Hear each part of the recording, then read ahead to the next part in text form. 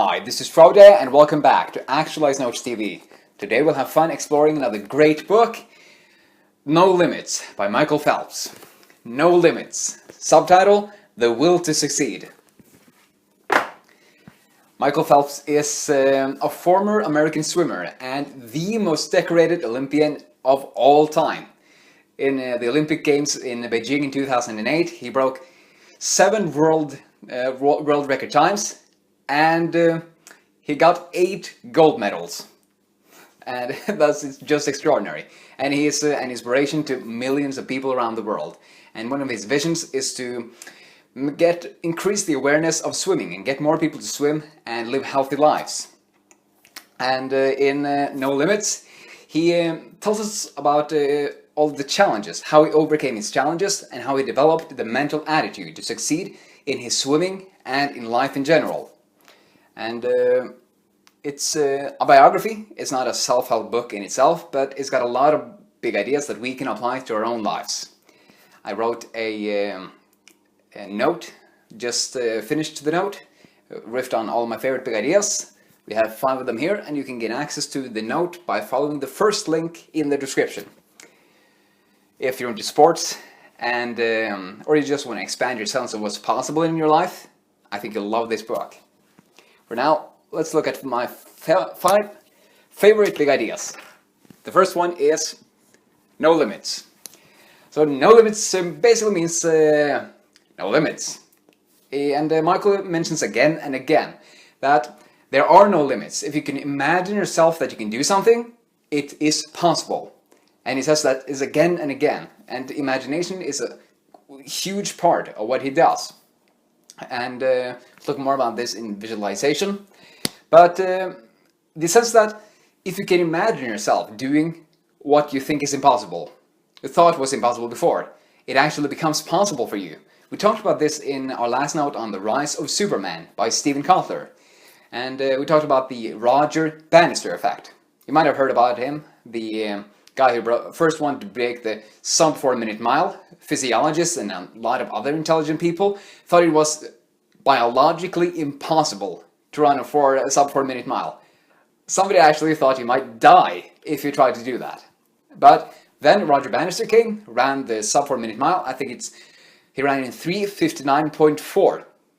And the funny thing was, nobody could imagine themselves running the sub 4-minute mile before Roger Bannister did it so. But after he actually did it, they could also start imagining themselves running in such a great pace. And as you might think, as you might expect, in the years following his great feat, people started running the sub 4-minute mile in droves. It suddenly became possible. So there are basically no limits. The only limits are those we put on ourselves. And yes, we'll leave it at that. It brings us to the next big idea, visualization. Phelps had this great habit that before and sometimes after his naps, he would visualize his perfect race. What does the perfect race look like? And he would imagine it in vivid detail, so vividly that he could imagine the strokes that he took, the start, the turns in the water, and his finish, his strategy, all of it. And that gave him really quite an edge of seeing what his ideal performance looked like. But he also made it sure to visualize his worst race. What does the worst race look like, or the worst circumstances? For example, what if you jump into the water and your goggles filled with water? What do? What's important now? That's really key, both of them. We want to see what our ideal performance is and what might happen to get in the way. And we want to see what we will do if something bad happens. We'll talk a lot about this in our note on Rethinking Positive Thinking by Gabrielle Oettingen. The WOO process, where you set your wish, what you want to achieve, obstacle, what you experience when you achieve that, which is often a feeling, obstacle, the number one obstacle within you that might get in the way, and then the plan that you'll perform if that obstacle arrives. You can see that note for more. And the key here is, what's your perfect race or performance as a public speaker, as a student on an exam, when you're going to ask someone out for a date, or when you are doing something else that might frighten you? What does your perfect performance look like? And what does your worst performance look like? What might get in the way? And then, what will you do when that inevitably might happen? Visualization, a key. We'll talk much more about it as we go forward in mental training books. Bob's philosophy. So Bob is the coach of Michael Phelps, and they got a really solid relationship over the years. And his philosophy was basically distilled in a few sentences. Set clear goals and work conscientiously every day to achieve them. Okay, set high goals and work conscientiously to achieve them. And a really cool aspect of this that fascinated me was that they, for 5 years, from 1998 till 2003, Michael and Bob didn't believe in taking days off. So they worked all the days. And Michael believed that might make him 1/7 better than his competitors. And being the most decorated athlete Olympian in history, that might have come to be true. So by training all days of the week, he could become 1/7 better. And he and Bob made a little game. They wanted to see how many days in a row they could have with intense training. Now, we don't want to get all overboard and start grinding themselves to the ground, but it's a really inspiring idea of showing up daily, patiently, diligently, patiently, and persistently. Which reminds me of something Esen Gwenkar mentioned again and again at my first Vipassana meditation retreat. Work diligently, diligently. Work patiently and persistently, patiently and persistently. You are bound to be successful. Bound to be successful. Massively inspiring. So, are you showing up daily? Might it not be for you? Either one is okay, but what resonates with you? Fourth big idea. Win. What Michael says in the book that Bob has a lot of sayings, fun sayings and acronyms of his. And to describe the mental aspect of Michael's training, that he could get himself to do whatever he needed to do, whether he felt like it or not. To describe that mental aspect, he used the acronym WIN. What's important now? So, goggles filled with water. What's important now? It's dark inside your where you're swimming. What's important now? You have to skip dinner. What's important now? And those are actually things that happened for Michael. There are 4 things I want to tell you. At one time, Bob actually had the driver take Michael and him to practice late, so he would have to skip dinner. I think it's something in that direction. So we ordered a pizza, eventually. Another time, Bob stepped on Michael's goggles and said, just gotta swim, keep swimming then, not without goggles. And another time, there was a power outage back home in Michigan. Or maybe not home, but in Michigan. And it got all dark. Well, Bob said, nothing to do about it, just gotta keep swimming. It gives a good feel of the water.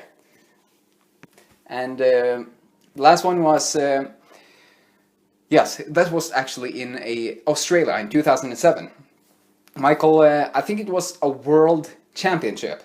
And at his last 50 meters of swimming, Michael's goggles filled completely with water. He couldn't see a thing. But what he did was he started counting his strokes. And eventually, he was actually able to win a gold medal and set a new world record, I think, doing that. So whatever happens, what's important now? You are challenged. What's important now? And I use a lot of examples in the note that you can check more out in that one. For now, what's important now in your life? can't versus won't. Michael says that it tells the story of one time when Bob would order him to do a particular hard number of sets in swimming. He would say, look at him with wide eyes, I can't do that. But then Bob would tell him, there's a big difference between can't and won't. You can do those stats, but will you? So it's, for most things in life, it's not whether we can do something or not, it's about if we will do it. As long as we have imagined that it's impossible, through visualization, imagining ourselves doing the impossible, we can always do whatever it is we want to achieve. But the question is whether we will do it, or if we won't. Are we willing to put in the effort, the time, the heart, the soul, the persistence, determination over a long period of time to achieve what it is we want to achieve? Are you? But if we say can't, we put a limit on ourselves and we ultimately limit what we can achieve in life, which is not a good idea. So instead of using the word can't when you're not doing something, use the word won't, because that implies that you have a free will, that you choose not to do something, but you always can. When you're challenged, what's important now? Bob's philosophy: set clear goals, work conscientiously every day to achieve them.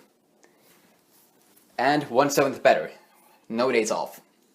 Visualization: what's your perfect race and your worst race look like? And what will you do when that worst race happens? And last one, no limits. There are no limits. If you can imagine yourself doing something, it becomes possible. Okay, that's a quick look at No Limits by Michael Phelps. I hope you enjoyed it, and if you did, I think you'll love the book. Our next book will be Fully Engaged by Thomas Sterner. And for now, what's the number one idea that jumped out at you, that most resonated with you, and inspired you to take some immediate action? And what's the first step, tiny little step you can take to embody it a bit more in your life starting today? Okay, get on that. Thank you very much for watching. I'm looking forward to sharing more wisdom with you soon.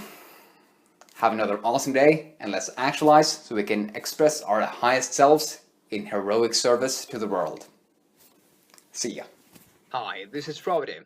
You might know me from the work I do on YouTube, but I also want to tell you that you can gain access to a ton of more wisdom at my website, actualizer.me. And here, I focus all of my energies on answering the question, how can I help you actualize your life on a day-to-day basis?